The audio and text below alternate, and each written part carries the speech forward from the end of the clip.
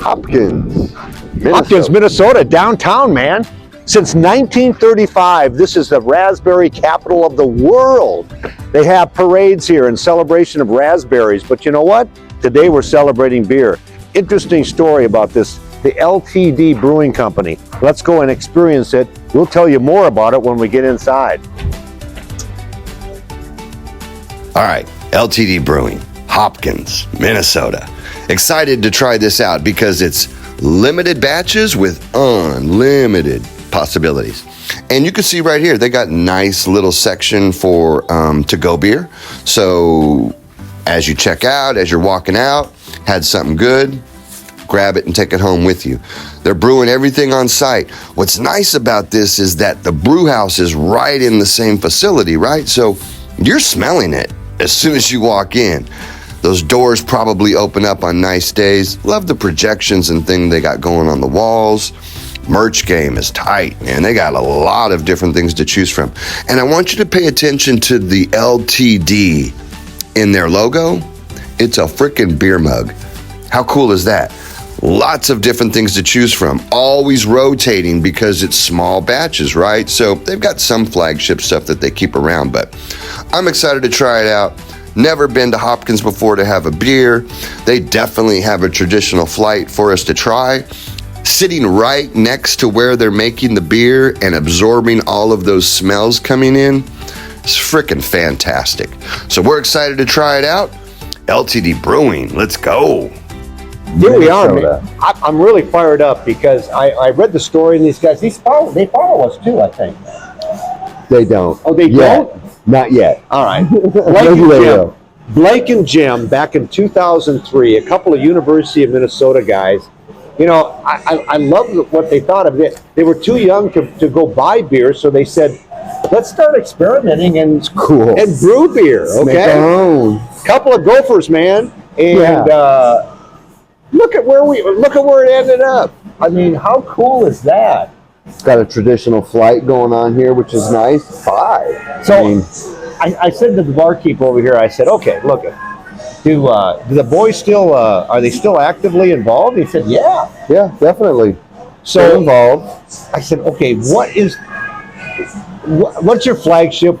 He said, well, we changed an awful lot. I said, okay, what's the beer that the boys brewed way back when in 2003 that started it all?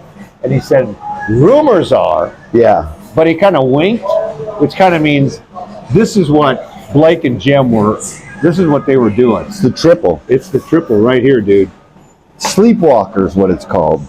And probably so. They were cramming for classes and everything else. And you know what? Maybe this is what got them through. Yeah, it definitely could be. Well, you know what? I don't know if they ever graduated or what their MBA was or anything like that. But you know what? They got it. They're entrepreneurs right now. Well, and they're ale guys. I mean, I didn't find any lagers. We have the one Pilsner. But I love the color lineup here. All that looks really cool. It's on a paddle. It's on like a... It is. So, yeah, man, I hope they got good beer. Wow. That's a triple IPA. Yeah. I don't remember that. I don't even know. It's 11.5 alcohol. Okay, I don't even know why you want to even taste it. I mean, let me just have a taste of it. It's the regular flight, and he said, hey, I got to charge you $1 extra for what Blake and Jem. For that Sleepwalker. I mean. And I said, you know what?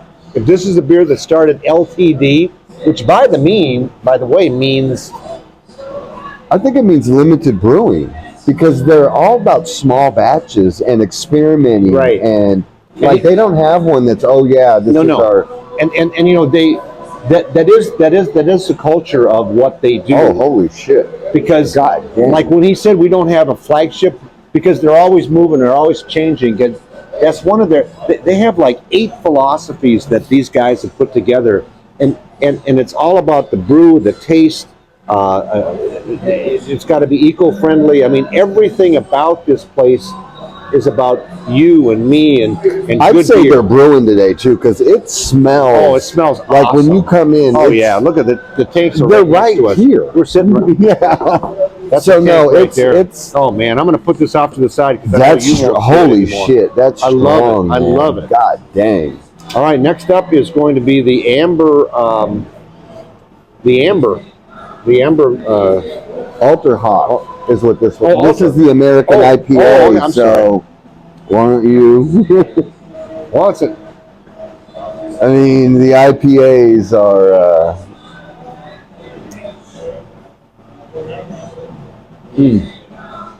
Of course, I'm coming after a. You're coming off of a triple. And yeah, definitely smells really good. It's light. It's a lot lighter. I mean, it's a light color. Like the color, I'm like, wow, that looks like a Pilsner. Oh, that's hoppy. That's different. Doesn't have all the pine stuff though. Right. Put it up to the side. It's smooth though, man. It's good. The boys are brewing some good beers. All right, we're next. Again, no cream ales here. It's so weird because our first stop in Minnesota was nothing but cream ale. Everybody said you got to try the cream ale. That's what we do in Minnesota. Well, you know what? I don't see any cream ales here. I don't either. They had a blonde ale, we don't do blonde. We passed on, but this oatmeal porter. So, I mean, this is an oatmeal. We've had stouts today, right? Yeah, this is stout porter. It's a combination of each, and this is oatmeal. I mean, we've had peanut butter. We've had s'mores. That's good. Doesn't have any, like. It's got the. There's no peanut butter. There's no s'more. There's no chocolate to it. It's not a milkshakey beer, but it's balanced well, I think. That's smooth, baby. I agree. It's good. Oh man, that's good. Yep. I mean, again, it's winter. Curling up and with your favorite someone. Oh yeah. Blanket, fire. Definitely. Yeah.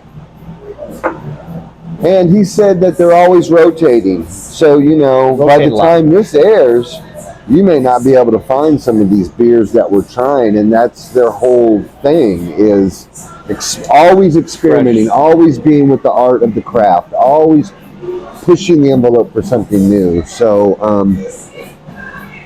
Pilsner, shit. Czechoslovakia. That looks... We've already experienced this fact that we know we can taste the difference between a German Pils and a Czech Pils. I mean, we've already said, you know what? The Germans can probably do an awful lot of good stuff, great stuff. They make great sausage. They make, but you know what? We say, Germans don't make a good Pils. The Czechs do. Slovaks do. Sorry, but that is a smooth ass beer, man. And that's the difference between a Czech Pils. Everything's hanging too, right? Like you see everything. This is great beer. Clean ass glasses. That's a damn good Czech Pilsner. I think it's good, right? It's good. Germany, go to Czechoslovakia and learn how to make Pilsners. That's good. That's really? Yep. So yeah, I would. Wow. I'll be. That is so smooth. That is so. Yeah, that's good. And once again, I don't know. Normally we get 4 in a flight, so we hesitated on what should be the 5th one, and we went back and forth, and we decided on the recommendation from our bartender that said, "Try our amber ale." This guy is an amber lager fanatic. He loves amber lagers. He loves the Pils. He doesn't like Fat Tire. No, but the color of that looks. Well, we all know that Fat Tire is from.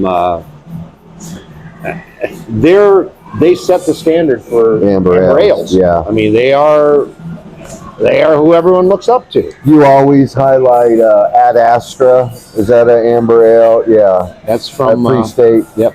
So here we go. I'm going to let him, who's an amber lager type of guy, who does not like Fat Tire. Because I would not order this. Like, if I looked at it, I'd be like, nope. So I'm hoping that I like it, and it changes my mind a little bit. Between a lager and an ale. Yeah. Top and bottom fermentation. That's right. Cold. Man. It's pretty damn good. You know, I remember back, gosh, it must be maybe 20 years ago. That's pretty good.